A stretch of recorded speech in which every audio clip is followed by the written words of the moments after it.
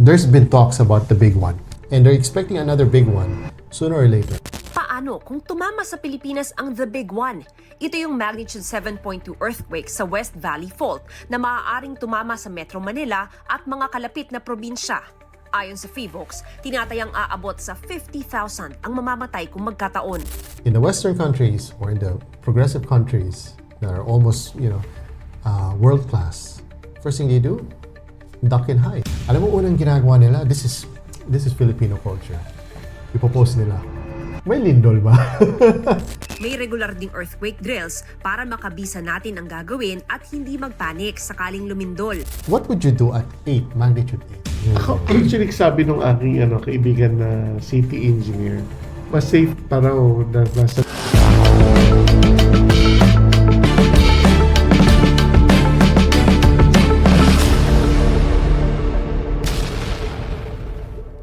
The views and opinions expressed in this podcast are those of the host and guests and do not necessarily reflect those of the producers, network, or sponsors. Listener discretion is advised.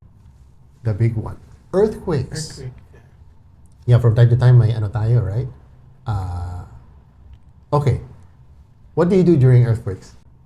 How do you prepare for it? Ang hirap na tanong. Hindi. It's good, you know why? Because Yeah. we tend to educate the viewers and our followers, so at least aware sila, pag may lindol, anong gagawin? Alam mo, unang ginagawa nila, this is Filipino culture. Ipopost nila. May lindol ba? Yan ipopost nila. Diba? Or lumilindol. That's the first thing they do. Use their phone, they post on Facebook. Diba? In the Western countries, or in the progressive countries that are almost, world class, first thing they do, duck and hide. Yeah. Right? Hindi naman. Diretso bunker. Mga people. Hindi tayo. Lindol. Alumindol. You'll see updates sa Facebook. See how this is. Yan. Duck and hide. We have a protocol back at home. Especially for the kids. Kung wala kami doon, at let's say nandun lang yung mga yaya, may protocol na kami for all those disasters. Actually, I have a document here about it. So, kung anong gagawin nila, where to go, and what to avoid. Dapat open area, pupuntahan nila.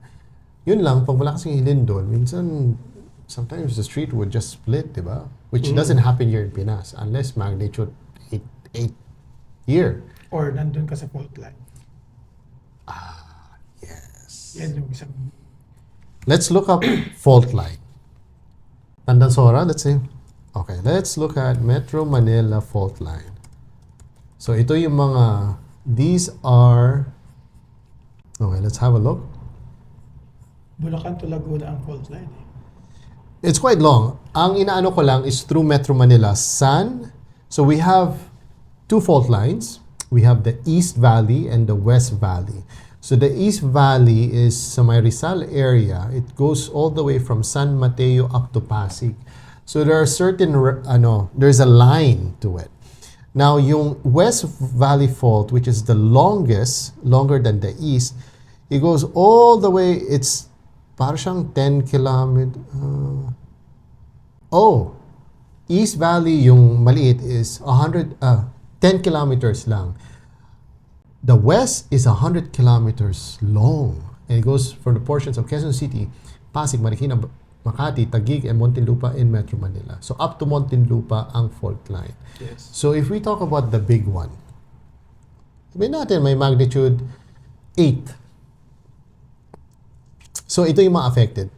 Part of QC, which is yung area ng near Batasan, near Fairview, near San Mateo, those areas in Quezon City. Ito part of Taguig, part of Pasig as well. Mahaba siya, 100 kilometers. So these are the places that have to be careful, especially for the big one. Kasi there's been talks about the big one. There's been talks. Diba? When was the biggest earthquake in the Philippines? 7.9 magnitude.